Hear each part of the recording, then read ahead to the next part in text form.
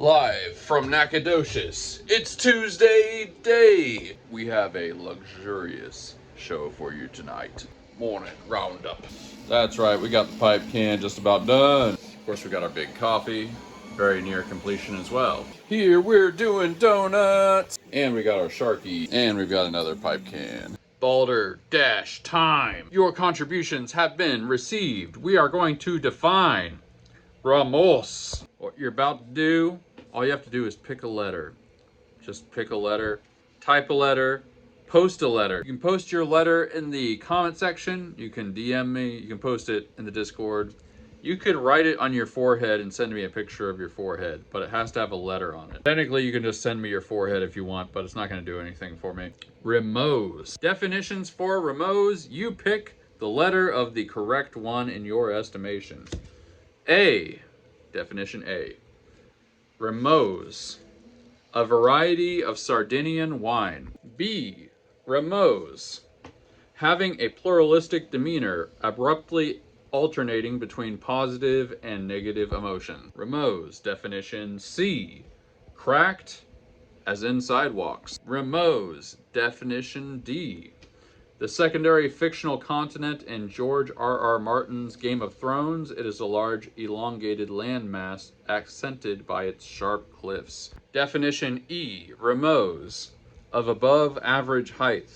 Final definition F. Ramos, a literary style from the 17th century, marked by romanticized satire and subtle comedic fracturing, where authors intentionally disrupted tone to expose irony. Pick your definition, write it in the comments. We'll go through them real quick. I ate something spicy. All right. Ramos, a variety of Sardinian wine. That's A. B. Having a pluralistic demeanor, abruptly alternating between positive and negative emotions. C. Cracked, as in sidewalks. D. The secondary fictional continent in George R.R. Martin's Game of Thrones. It is a large, elongated landmass accented by its sharp cliffs. E. Of above average height. Ramos. F. A literary style from the 17th century marked by romanticized satire and subtle comedic fracturing, where authors intentionally disrupted tone to expose irony. Tell me what you think is the right one. Write it in the comments. You can vote openly. Definitions are private. Voting is public. I had a friend growing up who used to say, we can either go the right way or the wrong way. That means we've got a 50-50 shot. He was talking about road trips, but I apply this to all kinds of things in life. And it's horrible. It turns out horribly. I've said this for a long time.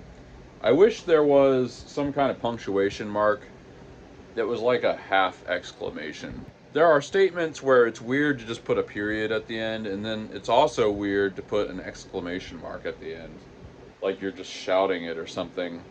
We need something that's like slightly elevated in enthusiasm.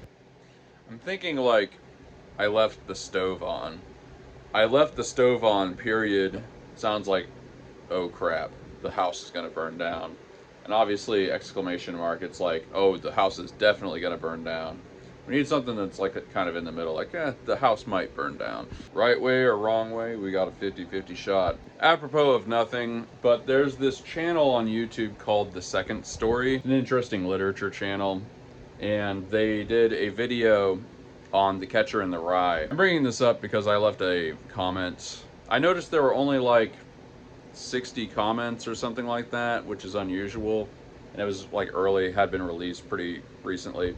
Anyway, the person who makes the channel, she responded to my comment with a big long thing, and I posted it in the Discord if you want to see it. Just thought it was kind of cool. It's not very often that you not only get a response from a big channel, but you get like a big response from a channel. I'm tempted to read the whole thing, but it's pretty long.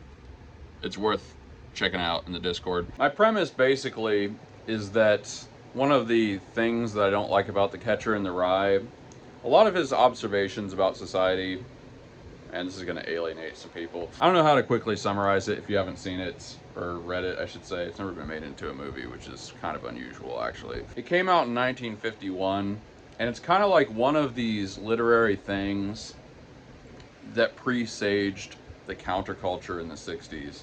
You know, like, it's this dejected young man that tries a bunch of things and nothing really works out. He eventually wants to, like, build a cabin in the woods and escape society. It's a very Ted Kaczynski kind of thing. Anyway, my premise was basically that he was complaining about all these things in society, which is totally fine to do. I mean, come on. That's American bread and butter right there. The problem is, like, you're not really ultimately taking responsibility to, like, fix stuff.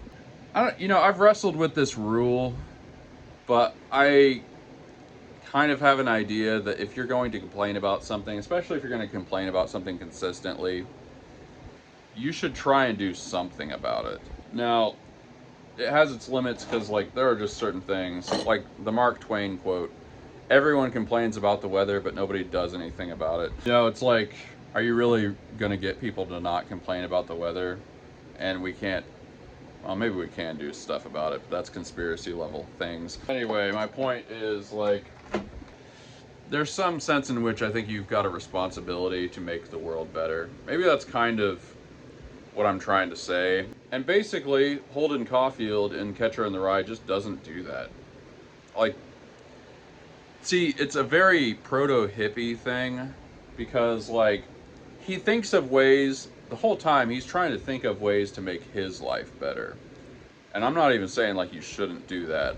But kind of one of the ways that you make your life better is making other people's life better. So if you really want to make your life better, which I am for that, you got to figure out some way you can kind of contribute to other people. And so, like, Holden Caulfield this whole time is like, oh, these people are hypocrites and they're phony and blah blah blah. And, like, it's a novel, so of course it's going to be a little bit fake, but it's pointing to something that was a real thing, is a real thing in society. My point is, you can't just basically sneer at society the whole time and then also complain about your life not being what you want it to be. Your life has a great deal to do with society, and there's some degree to which you kind of need to just accept it. Basically, it's like, he was one of the first people to really point out the NPC thing. These people that are just drones, just doing stuff and being fake. And the problem is, almost the premise in the novel is that he thinks people are being phony. He thinks people are being fake, which is some people. But some people, they're not being fake. Some people are really that vacuous. Some people are really that empty. Like, he's pointing at all these people and it's like, oh, this person's being fake, this person's being phony. It's like, no, they might really actually be that way. It's not an act. Like, some people really are that thoughtless. Like, some people just are that way. So then it's like, well, if these people are not putting on an act and they really are like that way deep down, what's the right response? It's like, oh, everybody's phony, but actually, no, they're just super basic because they're NPCs. What are you supposed to do with that? Is it even worth complaining about that? Just accept it. Those are the rules. Like, I'm not saying everybody's like that, but there's a certain percentage of people that's like, they're just on autopilot, man. They don't know what's going on. They're just bumping along. To me, that's kind of where the novel, in its whole point, really does get it wrong. It's like, you're trying to say everybody shouldn't be so artificial, but really the things you're talking about, that's just how people are, man. Not everybody, and some people do need to be better. That's an important message. If you can be better, man. It's what it is. The protagonist is not accepting what the world is like at its deepest level. It's like he's just rejecting, like, how things are. And there's a degree to which you just can't do that. It's kind of a life-hating philosophy. If the fact that there are basic people that are just bumping along, living ordinary lives, never doing anything interesting or deep, if that's like a problem for you, you're not going to do well in the world. because that's just like pretty good cut of people. The challenge is like not only to just accept that, but also try to love them, because there are parts of you that other people think are that way. I think this is a big bridge that I've crossed. Like I was a little bit, maybe I commented on this video because I felt a little bit like the protagonist in that novel. The thing you got to realize, there's a reason these virtues exist, like humility. It's like, yeah, you have, almost everybody has interesting aspects to them. But I'll tell you, like, sometimes the really basic stuff is great. I like a good steak, you know. I like a good hamburger. I like flashy cars. I've almost never owned one, but I do like them. I like having a decent bank account. This is all really basic stuff, and it's the kind of stuff that Holden Caulfield would have like really sneered at. But you know, you just can't, like, these basic things in life, I don't know. You know, it's like you can get all like uppity about it, but some of that's just sour grapes. Now, of course, like some of the things he was objecting to in the world in this novel were like people doing really immoral things and bad things. But again, same thing kind of applies. It's like, oh, you really hate immorality. Don't do it. Don't be like them. It always comes back to responsibility. And it's also just a liberating thing. Like, people that go through life with no sense of responsibility, they live crappy lives. They are the people that he's talking about. In a sense, he's criticizing all these people for not taking responsibility for themselves. There's really not a focus in that novel about like him taking responsibility. I don't know. That's what I think. I think criticism is easy. It's a lot harder to actually be the person that you wouldn't criticize. So yeah. People think so black and white about these things. I'm not like saying like, oh, this is a stupid book or something. It's a very, obviously it's like one of the great 20th century novels. But like, the thing that bothers me is a lot of people took that approach. That's like what the whole 60s was. You know, I love a lot of what comes out of the 60s. We've got the 60s theater seats. I've got a couple of instruments from the 60s. Love all the music. It's awesome. But the thing that's really underexplained about the counterculture and the hippies and stuff, it's like what came after that. What you had was a decade where there were serial killers almost kind of for the first time. Really famous ones. This is the decade of Ted Bundy. You had all these people like John Wayne Gacy murder people in the wake of all of that stuff. It's because there were all these hitchhikers. John Wayne Gacy in particular, that's what he did. He just picked up hitchhikers and killed them, you know, buried them under his house. A lot of these people, the Hashbury, what is it called? Hate in Ashbury. That whole scene just turned into a bunch of drug addicts. Very cool, love a lot of the aspects of the culture, but man, a lot of that stuff turned super dark.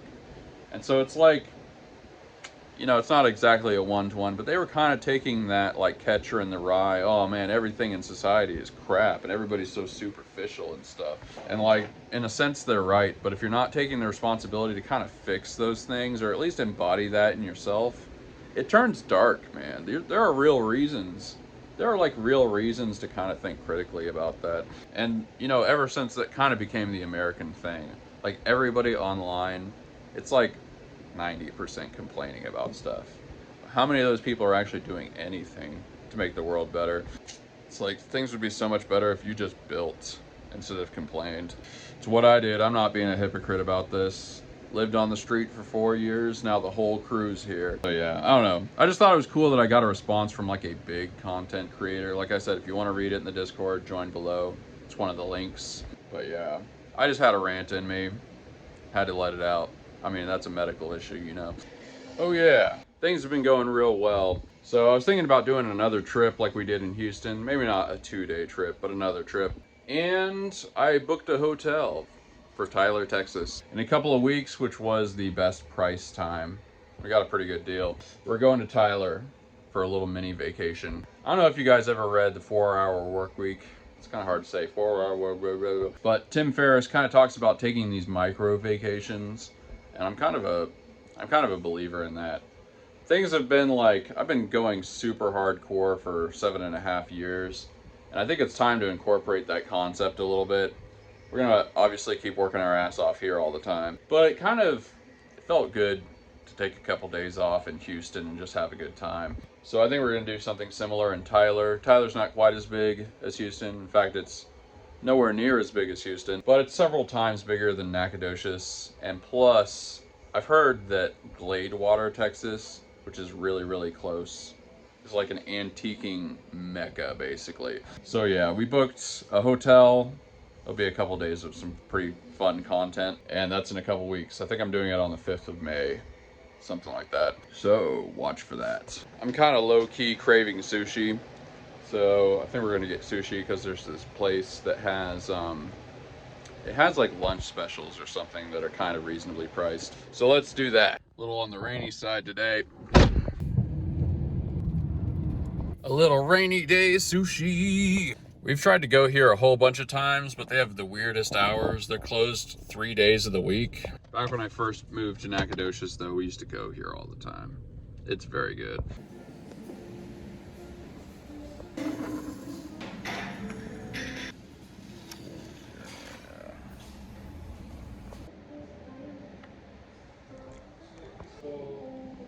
Super good.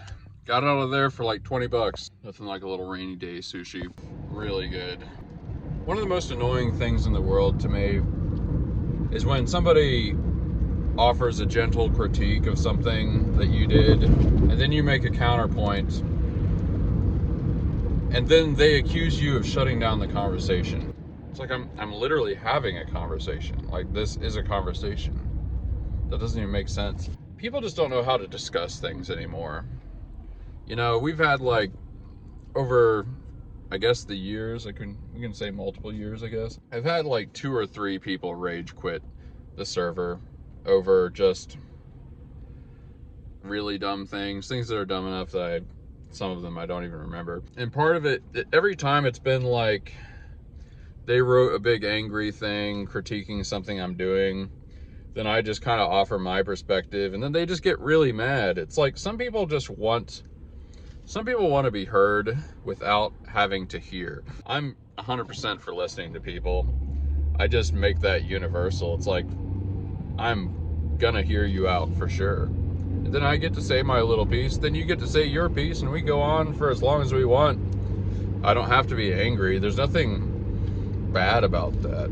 It doesn't have to be like a competitive thing. We're just talking. I'm not the first person to say this, but like, one of the problems with our society and the world today is that a lot of people can't go more than 1 layer deep on whatever they're talking about. It's a little bit like playing chess.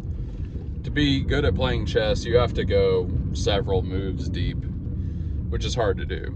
You know, a very good chess player can imagine basically an entire game at once, I guess. But if you can imagine like 2 moves deep, 3 moves ahead of time, like, you're a pretty good chess player. You know, the same thing is true of debate or just discussions in general. It's like, you have your talking points, I've got my talking points. We may disagree on that. But it's not just that it's like a game, it's that to actually get to the truth, it's pretty hard. I think that's one of the main misunderstandings in our world. People just expect like getting to the truth of something to be like easy or something. This is why propaganda works. I think it's basically because of schools. It's like, oh, schools hand you all this stuff effortlessly, more than you even want to know.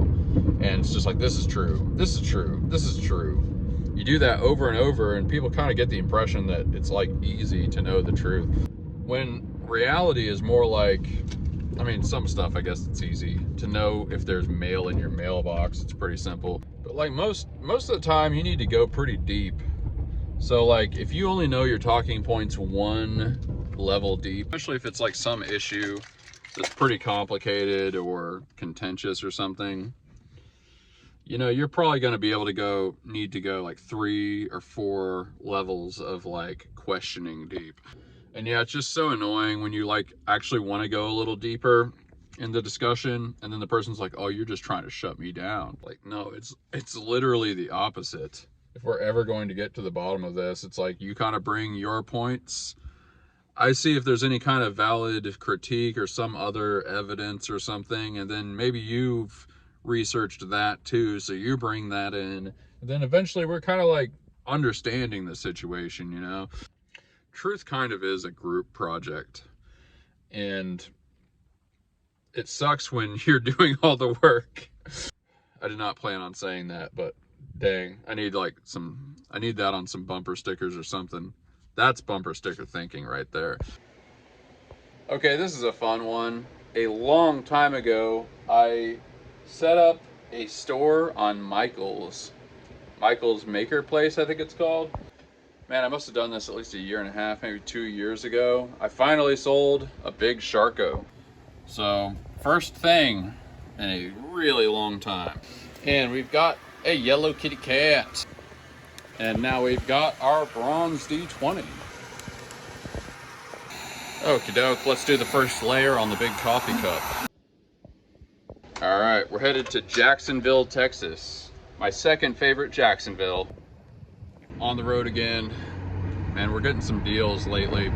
A lot of last week was pretty slow, or it's really kind of like a week and a half from before now. So we're probably going to be looking for more trips. I wouldn't have it any other way. I like hitting the road. Oh man, Stomp Clap. Stomp Clap is officially on the Classic Rock Station.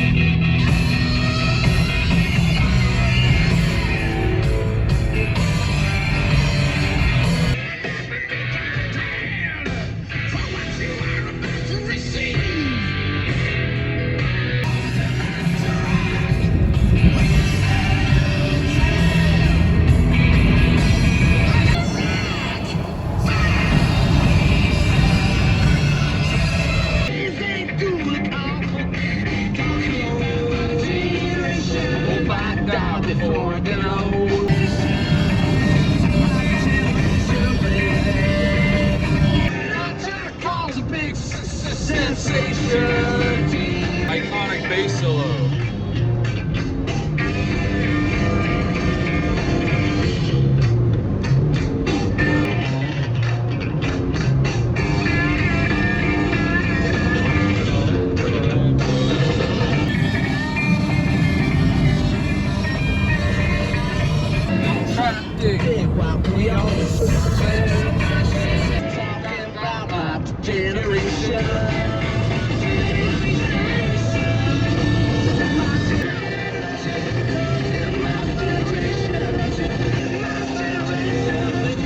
Man, imagine writing a song like that.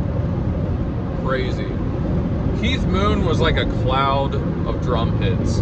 You know what it is? You know how in like old cartoons, two people will fight, and it kind of turns into a big cloud, you know, and there's like hands and feet coming out of it? That's what Keith Moon was, but it was just him. It's amazing he lived as long as he did, honestly.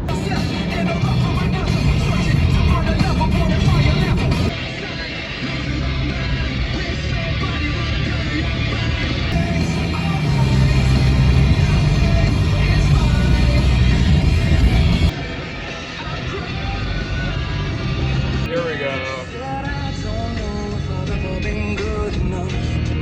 I'm a little bit rusty, and I don't know if I've ever been really loved by a hand that's touched me. Well, this ain't over, no, not here. Not while I still need you around. Yeah, we just might feel good. I wanna push you around. Well, I will.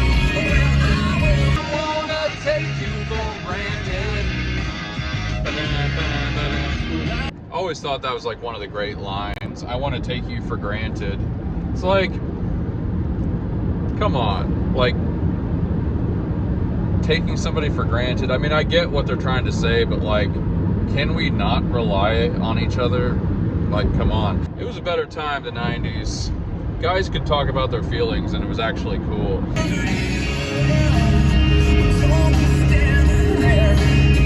Say nice things to me.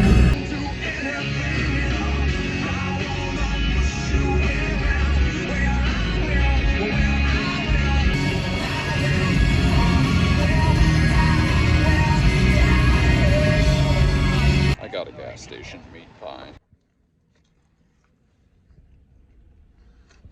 Honestly, really good.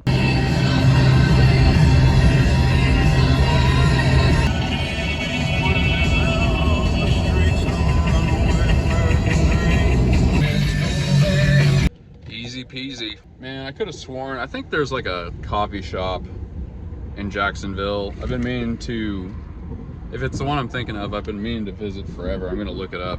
Okay, I think I found it.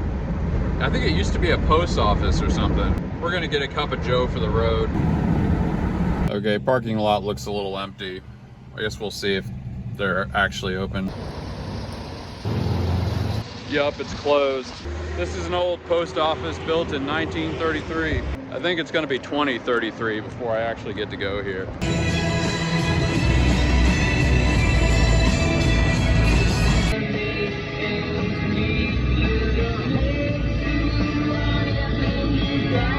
Double wide, 900 bucks. It's amazing I'm renting a whole house for less than you'd pay to live in a double wide trailer. Yep, there's the baseball place. Almost kind of wanted to stop.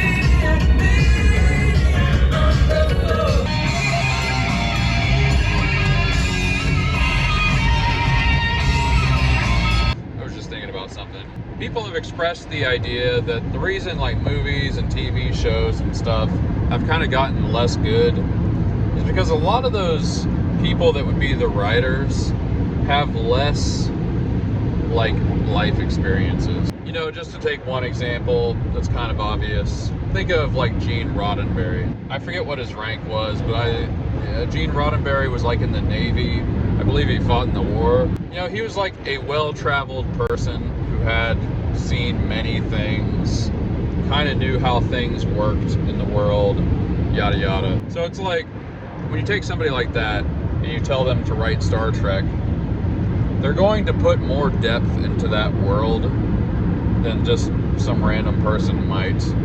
It's because, like, you know, if you're working on, I guess, a big naval ship or something, you see how it all works. Like, this kind of makes you think, like, okay, well, what would a starship need to be like?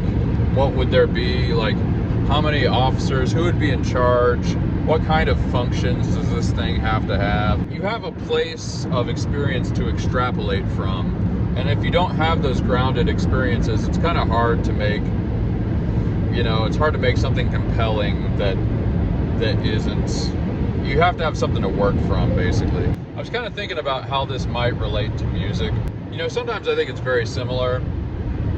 Like, think about, like, I hate going back to him all the time, but Jim Croce. You could think of a lot of folk singers here. You know, Jim Croce had, every one of his songs was like from some kind of experience he had at some point. If he was writing about a junkyard dog, it's because he probably encountered one at some point. Maybe even got bit by one at one point. You don't forget stuff like that. If he writes a song about Rapid Roy, the stock car boy, maybe he actually knew a race car driver. You know, it's the kind of thing that's like sort of imaginable at some point, or at least maybe he knew somebody that was really into it or something, or was involved with a pit crew, something like that. When he wrote Speedball Tucker about a trucker that, you know, does speed, he wrote about that because, like, that's a thing he did. Like, he didn't presumably do the speed, but he was a trucker for a time. And so, like, you write about this crazy stuff that you find out on the Byzantine highway system of America. I think what I'm circling here is, like, there's some music where it's really true. It's like, it's just not interesting if you don't have experiences. I don't really listen to country, but I bet a lot of Nashville country is kind of like this. It's like, it's a bunch of people writing about things, and, like, these people haven't done anything. Like, they're just like bopping around trying to act like people that have life experiences. But, you know, I was kind of thinking, like, some music isn't really like that. You know, music can be an experience. I think music that's experimental and where you're kind of working the experience into it is exploring music itself. It's like just getting good, trying creative things. If you're all in on the creativity, sometimes you don't need that whole life experience thing to make it compelling. You know, it's almost like you're trying to get experiences out of the music you're writing. You know, a lot of psychedelic music sort of like that. It's like, I mean, in a sense, you've probably had some experiences, but if it's that music that paints a landscape or something for you to inhabit, in a sense, that's almost the experience. So yeah, I do think that there's a degree to which music is a little bit different in that regard.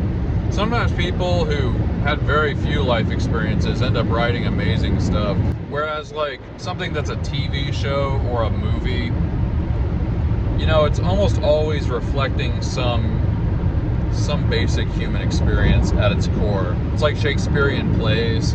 They're either tragedies or they're comedies, and, you know, like, almost every comedy ends in a wedding or something, and almost every tragedy ends up with everybody dead. It's kind of hard to write about things like that if you haven't done either thing, or you've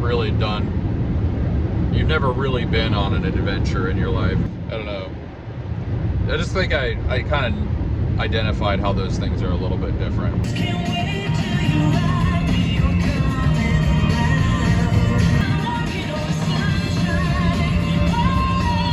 I'm walking in Nackshine, and it does feel good. Sweet Nacogdoches, land that I love. Walk beside her and guide her. Something, something, something from above. Honestly, if there's one thing I could bring back, it probably wouldn't be this thing, but I'm about to refer to something. People singing in bars. You see the old-timey pictures, or, you know, you see the movies where it's an English pub or something, and they're all breaking out in song, or it's like Irish, and they're singing some Irish song or something. It seems like I was cheated in life that I never got to do that. That just seems like something that should exist. It also seems like they knew a bunch of songs. It wasn't just like one. Like, where is the, like, 1900s British pub songbook? Makes you wonder how that whole thing got started. You know, it probably got started actually from sea shanties, now that I think about it. It's probably what it is. It's all those sailors and stuff hanging out when they're in port. They're just, like, singing because they sing during their downtime on the ships. I bet you anything that's actually what it is. Oh, it's been 6 years since I put to sea. I wish I was in Sherbrooke now. 21 years to Montego Bay, pumping like madmen all the way. It is accomplished. It's nice to see that the boys have been behaving since I was gone. Since I've been gone, the printer's been on for a long time. Nothing's going wrong, yeah, yeah. We've got the big lights for the Duncan sign. We don't have time to do it today, but it'll be a good project for the next couple days.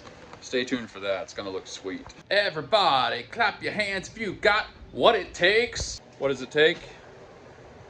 Probably 2 hands, maybe 1, depending on how deep you want to go. Wow, this is cool. It's telling me how many stops away the delivery driver is from my house. Or I was wondering why the stuff didn't show up. They're going for a late one. And here we've got a big shark. We'll wrap a couple things up for the night. We're about to remose the comments on the Discord. I'm just gonna start using the words like Smurfs use the word Smurf. Dash Render back from vacation. In this episode of M3 tells a story. Orange chicken tastes better when the lights are low. I believe there was an episode from 2 months ago when M3 ate Chinese food and the lights were completely out, and then back on again, and then out. Classic. That was fun. This is content you can't find anywhere else on the internet. Guilty. Yeah, I'm trying to remember what that town was. It's like there's all these towns that kind of blend together, like Overton, Shelbyville, Center, and then there's Centerville, and like they're totally different, and like, I don't know. It's just podunk East Texas towns at the end of the day. Joe. Bumper sticker thinking. It is why TikTok works. It's why Twitter works, though now they have long format. It's why hooks in music work. That's why memes work. Emotions don't have the time to understand nuance. Very true. See, like, the thing with bumper sticker thinking, it's not that it's bad in and of itself. It's that it gets applied to all this stuff. It's like humans weren't meant to be in this complex of a society. And if we're gonna survive, we need to kind of realize that. Also, Joe, speaking of Creed, I'm thinking about going on the Summer of '99 cruise where Creed headlines. Looks like a good-ass time. Probably would be, honestly. I have a friend, well, okay, I'm gonna be honest. I have a bunch of friends that still listen to Creed. It was always funny when people were trying to act like Creed was the American Nickelback or something. I think it's a really unfair comparison. I kind of get it. There are certain things that are just so early 2000s that it's like, it's really not transcendent. There's some music that's very old, but it feels like it's holding on to something that transcends the era it's from. And then there's Creed, which doesn't at all. One time I challenged a musician friend of mine to learn every single note of Human Clay, and he did it. He's one of those guys that was always writing and making things up, but didn't have the discipline most of the time to learn things, which I think it's good to do both. You know, I definitely love the creative aspect more, but like, you learn things from having the discipline to learn like a hard thing. And I figured he could do it if he put some effort into it, and he did. He learned the solos and everything. It was a very good thing. But basically, that is to say that I got to see how the whole album is played. And it's, you know, it's not like super hard stuff, but it's creative. That part in What If that's like, like,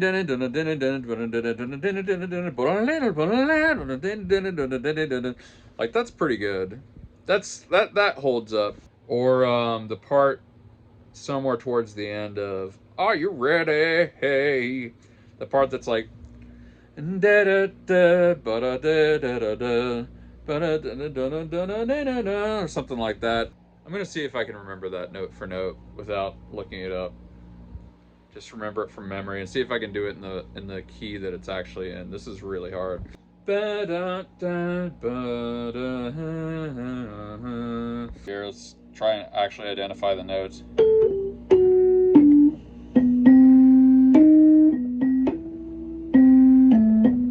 Alright, I think it's something like...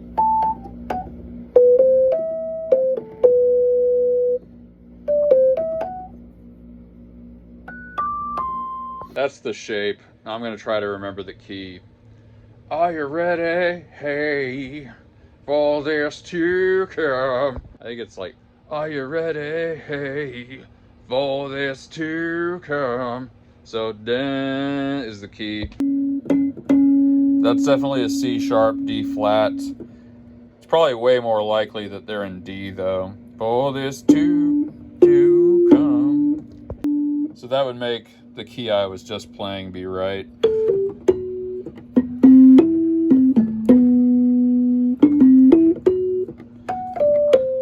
Alright, that's the best guess I've got after probably 12 years. Let's see if I got it in the right key. Remember, that's the key. Alright, here we go.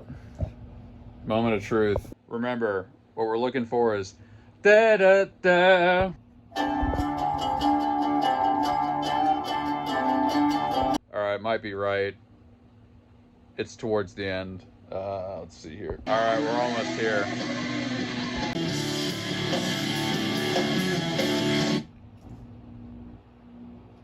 I think this is it.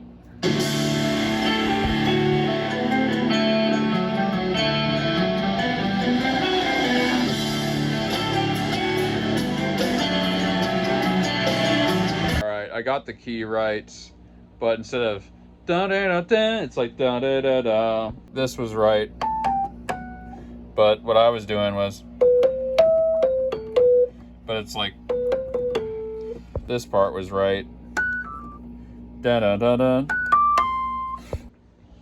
Alright, that's enough musician geeking right now. Sometimes whenever I haven't listened to something in forever, which is totally what Creed is, I do little challenges like that to see if I'm still kind of sharp. Though honestly, it being in D minor is like of course that's the key it's in. Alright, beyond that in the Discord, we had a really good discussion about Van Halen. Check that out. Join the Discord if that's your thing. Hard copy. The trailer is looking good with its new paint job. Thank you, sir. Have you considered spray painting your wheels too? Ooh, like a special color or something. That could be cool. They look pretty alright. I don't know. I like it the way it is, probably. James Watt Music. Been a long time. Print some pics of Destiny. That's a very common thing on the forums and stuff. Gary 7. I make my picks from old credit cards. That is a classic move right there. JP Letty with a great comment here. Bumper sticker thinking.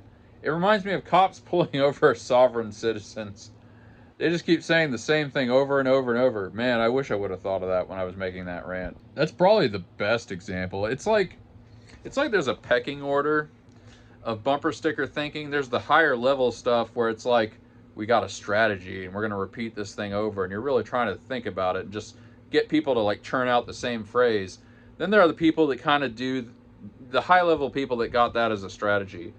Below that are the people that are kind of just doing it to fit in. You know, like, I don't want to use a bunch of political examples. We could all think of stuff. They're not making a difference. They just want to seem like the people that are making a difference. So that's the strata under there.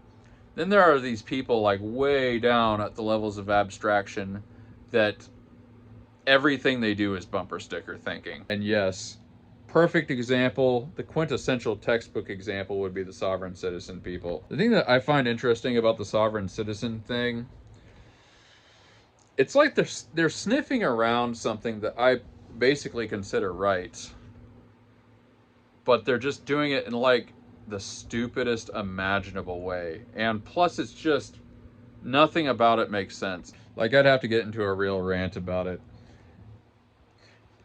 It's just like one of the most painful things is where like you're digging around in a place that there's something there, but they're doing it in the most ham-fisted, stupid way possible. Like, they don't get that law is just force. It's just violence. It's just forcing people to do stuff that they wouldn't otherwise do. So what they're always trying to do is like, oh, there's some other law. There's some other body of law that's actually the real law. And you just think that this other thing's the law. But the thing is, whatever they're enforcing is the law. Law is just the pretense for like forcing people to do stuff. Valid or invalid, depending on your point of view, I guess. But like, there's no real law. It's just whatever they're doing to you. That's the law. Gary 7 also adds, I am an old man that tried everything that came my way. That's how, LOL. That's what I'm gonna be in not too long. I knows picking. Yes, M3 picks. That enthusiasm is completely warranted. Yes! You know, I just realized what I did with that thing earlier. So what I was doing was,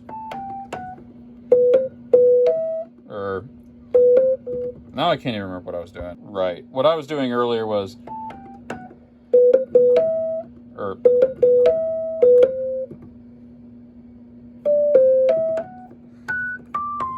the reason I was thinking this was part of it is because the real thing is, it's got that thing. I was just doing, I like examining my mistakes. What am I grateful for today? I just sold a couple of big items during this little videoing. I'm very grateful that the people are playing Balderdash. We've got enough definitions that it feels like a real game. Like, you can play Balderdash with as little as 3 people, because there's still, like, you can't quite know who is who. But it's just so much better when it's like 5 or 6 or 7 or 8 or something like that. Because then you can't really peg very well which person said which thing. When it's you and 2 of your buddies, it's like, Jeff, I know that's you. Like, try a little harder, come on. Jeff makes everything a tool or about tools or woodworking. Rameau's, a style of woodworking art. Gridler, a tool for woodworking. Philopolist, somebody who woodworks, which ironically was kind of the right definition. Like, it's just so much better when you got like a bunch of people. That's why I'm trying to get people to play this Balderdash, and I'm very, very glad that you guys are, because it's actually super fun. But yeah, feeling really grateful. Wasn't sure if people were gonna play, you know? You never know if it's gonna like grab people's fancy, but it has. Definitely put your definition choices below, A through F or whatever it was. I'm also very grateful for the trip. We got a real good deal, and it was just some good scenery. Jacksonville is a nice place. Sucks that we didn't get to go to the coffee shop, but sometimes there's some value in keeping the dream alive.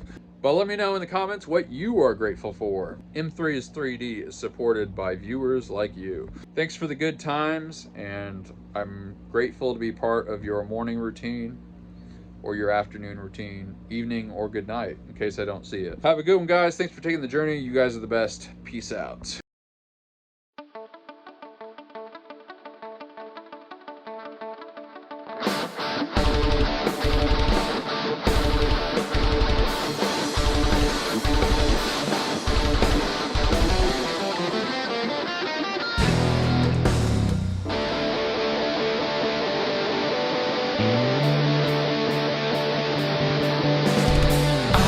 Stay around you.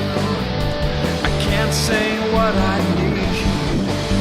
This blinding adolescence I'm seeing to standing in a moment.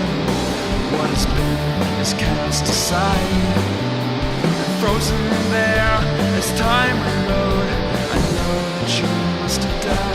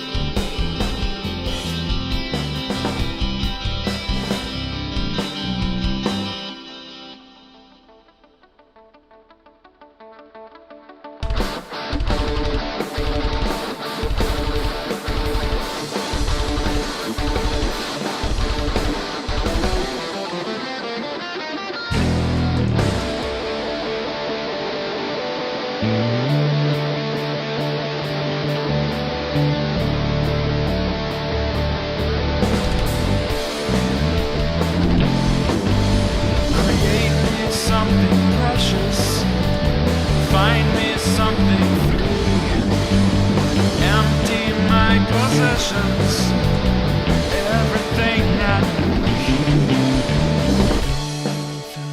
emotions, and we're all going to die. So leave me something precious, another glimpse of light.